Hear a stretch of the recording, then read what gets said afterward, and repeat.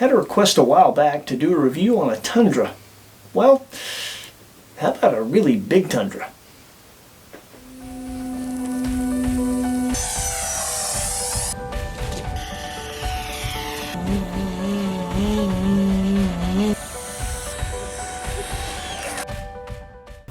What's up everybody, I'm Adam, you're watching Model Aviator, and this is the Avios Grand Tundra from Hobby King. And this particular plane is courtesy of our good friend Scott Elmore. Scott had this thing sitting around, new in the box, and offered it up to us to build, set up, fly, and review for you. So Scott, thank you so much buddy, we really appreciate it. So my first impression when I started pulling the parts out of the box was that this is a pretty big phony. The other thing was that the finish is really, really good. The paint's done well, the decals are well, it's got a lot of detail that a lot of other foamies don't have. It's just a really attractive airplane. It's obviously modeled after a jet aircraft Highlander, which I think is a good looking home-built STOL plane in its own right. So I really like the look of it. And it comes with a lot of features, a lot of bells and whistles. You've got vortex generators. There's LEDs on the vertical underneath and landing lights that you can assign to a switch. You get two hatches.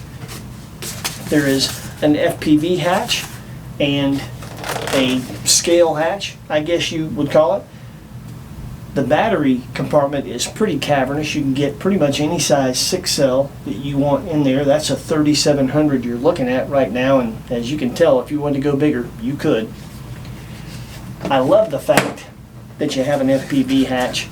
It gives you an option to have something that looks nice and isn't all cut up when you want to fly line of sight. That's a nice touch.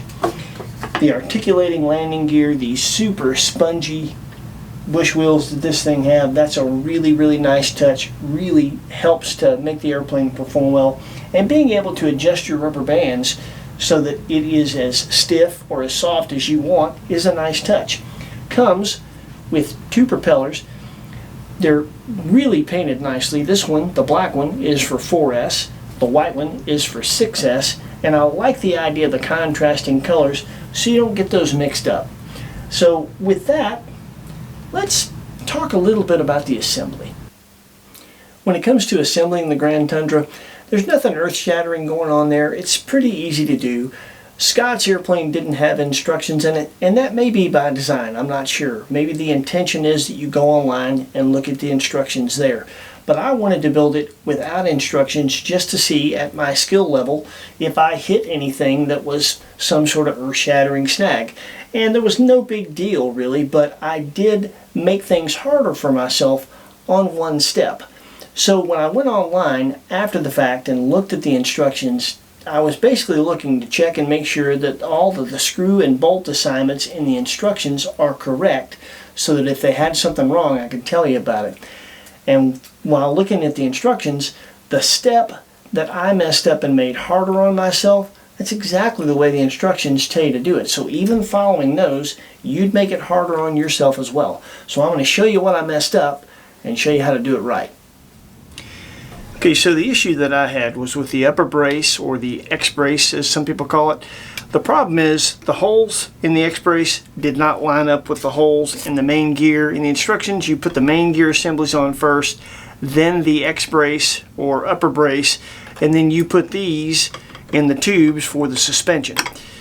Well, the problem with doing that is, and you may have to bend yours to get it to fit slightly, but once you get the brace lined up with the holes, and I'm not going to completely install it, I'm just going to put the bolts through and you'll be able to tell what I'm talking about. So once it's installed, there's not enough deflection down to get these in. You can see I can't, there's just, the geometry's not right. They're not going to go in there. So what I suggest that you do is very simply, before you mount your upper brace, go ahead and get those lined up and essentially in the tubes. Much easier to do without the brace installed. Then once you get them in there, go ahead and take your bolts, put those through next, and we'll go ahead and do just a full installation of the gear on this side. But you see now, with the geometry right, they go right in. So one of the steps you don't want to miss when you're doing this, I pull the bolt back to where it's flush with the brace, but not out of it. That way it holds it in place. There are two pieces of fuel tubing, one for either side, that is there to keep that brace in place, keep it from moving back and forth on the bolt, and also as the gear functions to keep that area a little more quiet. It'll make a lot less noise. So you just put your piece of fuel tubing in some needle nose pliers, get your driver ready, slide the tubing down in the channel, and then push your bolt through the tubing and through the hole on the other side. There we go. Then you can just put your bolt or your nut in your needle nose pliers, get your driver ready, and just hold the nut in place and screw it on. You want to get it to where you feel that it's just a little bit snug. And that is one side essentially done, except for the rubber band. Now the instructions say use 2 rubber bands. These are the ones that come with it. I used one, and the way I did it is I started here, wrapped it around,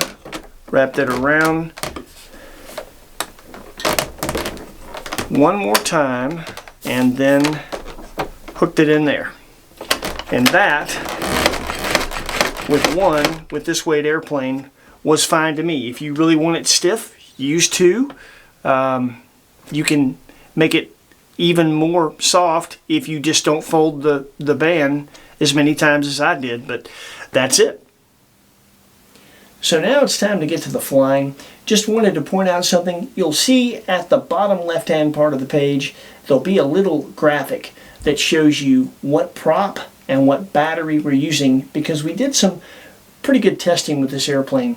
Obviously we flew it on 6L with the 6L prop. We also flew it on 4-cell with the 6L prop and 4-cell with the 4-cell prop, and we got watt meter readings for all that. So as usual, before we go to the flight footage, we're going to show you a setup page which will include our watt meter readings in all those configurations. So check out the setup page, check out the flight footage, and we'll see you back here and sum it up.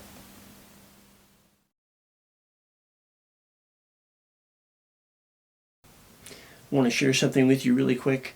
Scott Elmore is the gentleman that provided the Tundra as well as the Aeros T-33 to our channel for review.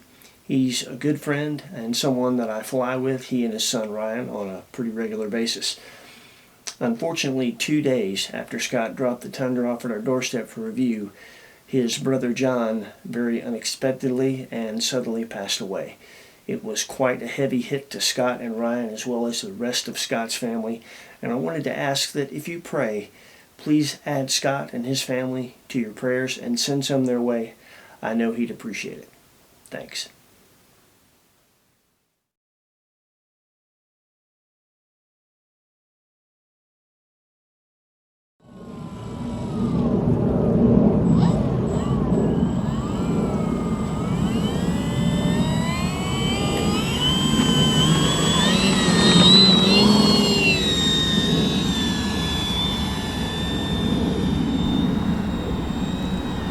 This is the maiden flight of the Tundra, so the first couple of passes are just simple trimming passes.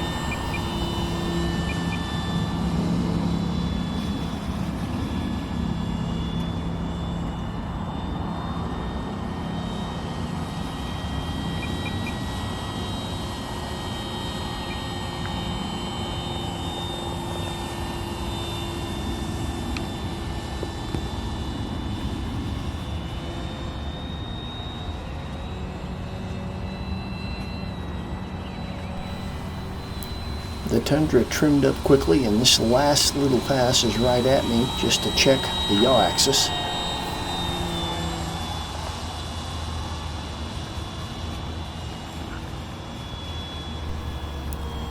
Now that we've got her trimmed out, the next thing I'm going to check is the elevator mix that I've got in for the flaps. I made an educated guess when I set the airplane up for the Maiden Flight, and lo and behold, seems like it's right on the money.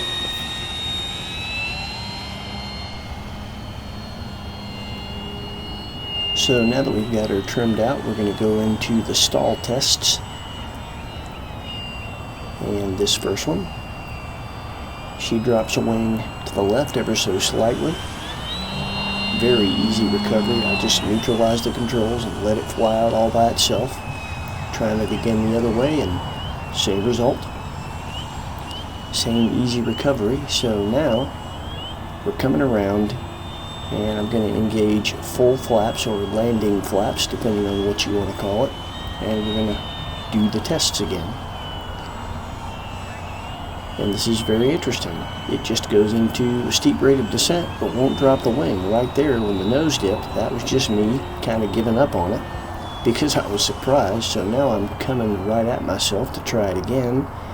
And again, it almost elevators like a 3D plane. It won't drop a wing with full flaps. That's really interesting. Now, one thing that I want to make sure that you keep in mind, when you're watching reviews, the stall characteristics that you see in any review is always based on that person's setup.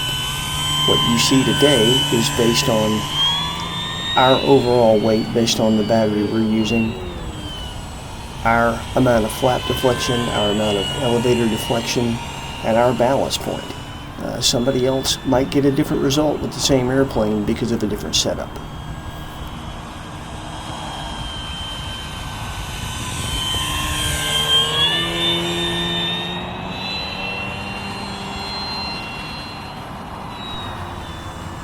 The plane's trimmed out, it's doing everything predictably, so now it's time to play around with it and see what it's got.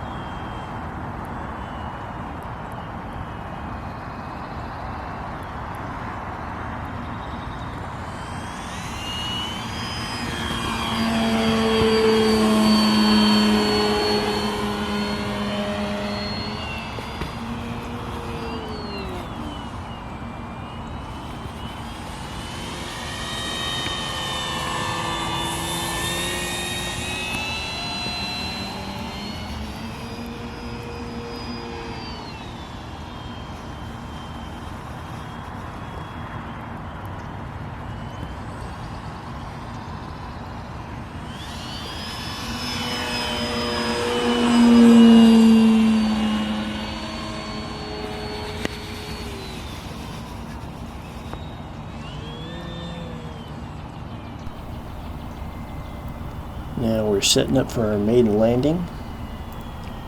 Gonna slip it in.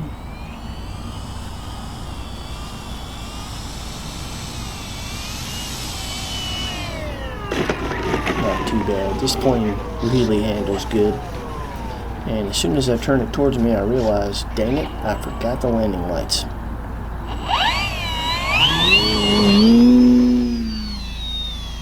So naturally, we're going to take it back up and do it right. There they are. That looks a lot better.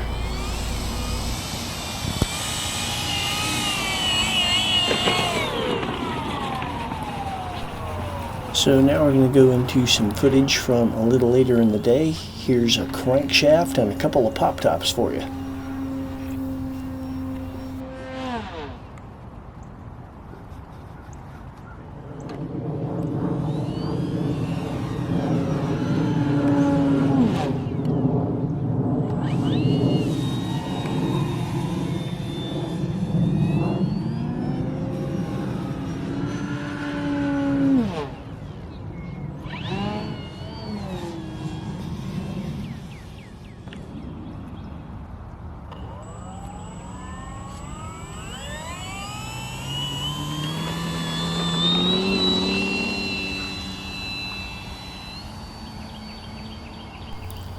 So this footage is no prop change. We just threw our 4-cell battery in with the 16/8 6-cell prop on. And the performance is pretty decent for a sport plane. Doesn't have 3D plane power anymore, but it's not too bad really.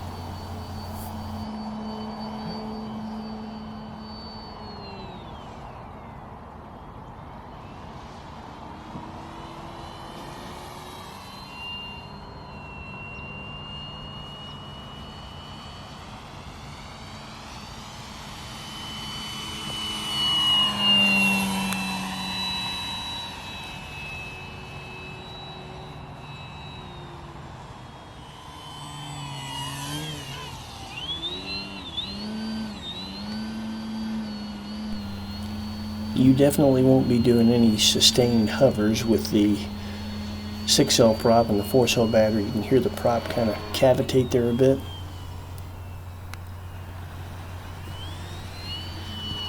But knife edges, inverted flight, other normal sport aerobatics are very much possible without having to change to the 4-cell prop. And here we're going to bring her in. And the next footage you're going to see, we changed to the 4-cell prop. And that livened things up a bit.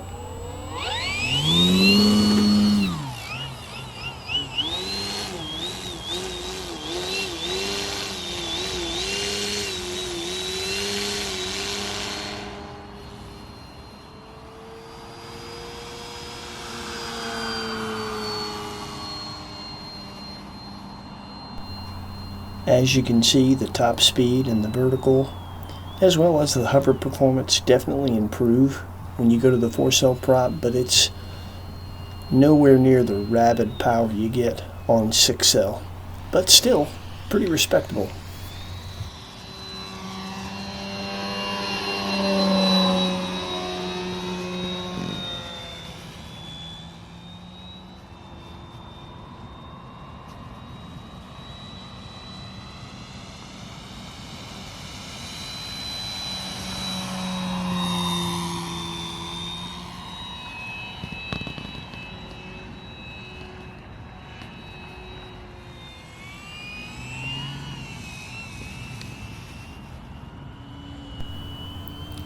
As you can see, regardless of the battery involved, the slow flight characteristics of the Grand Tundra are pretty superb.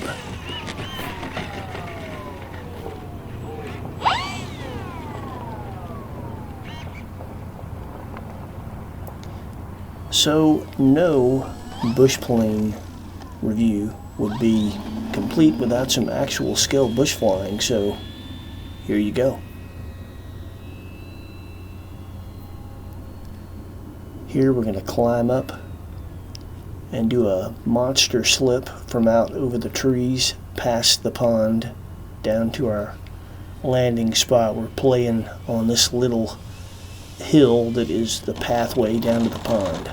It's pretty fun.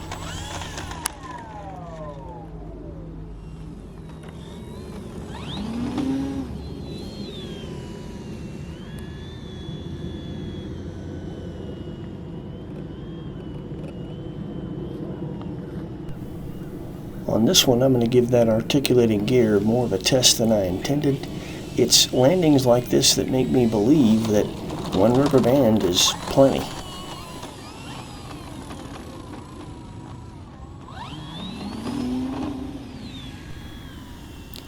I've got a lot of experience setting up airplanes in this configuration. It is a genre of plane I've flown a lot. And I don't even pay attention to the balance point in the manual. I'll set the airplane up based on my experience and then fly it and test, and we'll end up with the balance where we end up with it. When I checked our balance against the manual, we're well forward of what the manual says, and that's interesting because our battery is as far back as we can get it, and at no point in the flight envelope does this airplane fly nose heavy. It performs wonderfully. What you're seeing here is a really good indication that this airplane isn't nose heavy. Getting the nose up and slowing it down the way we're doing here, that's not possible with an airplane that's nose heavy. So test your plane and get your balance where you need it.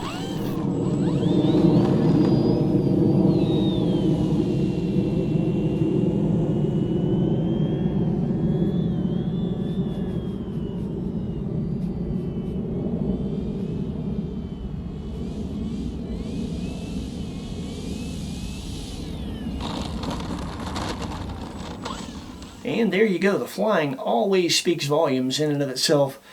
Boy, this thing is something else. I'm very, very impressed with the Avios Grand Tundra. First, let's go over the would-be negatives.